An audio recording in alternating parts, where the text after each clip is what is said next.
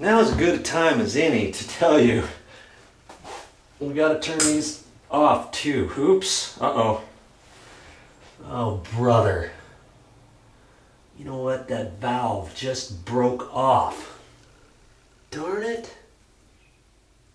So now I can take a piece of emery cloth, and the emery cloth at the store comes in a little roll like this. You just pull off a piece. See, now I got a long piece like this, and I can take that,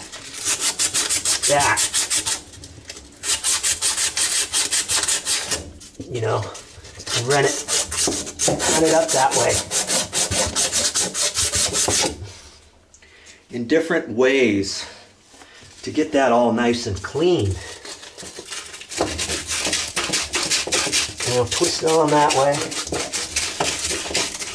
Now, do I have to clean the entire pipe? I mean, I don't have to. I at least want to do it up to the point where this new fitting is going to fit and slide on there.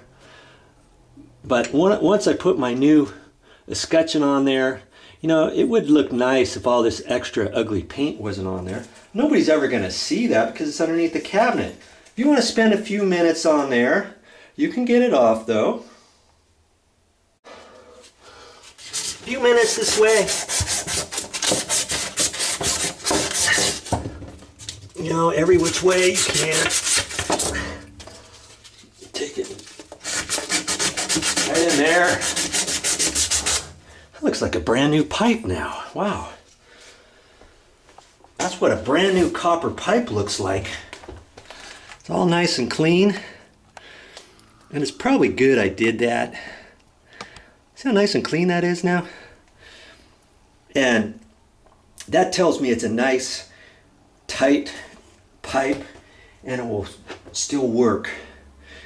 I was a little concerned that might be kind of corroded on the outside, remember? But that cleaned up really nice. It looks good.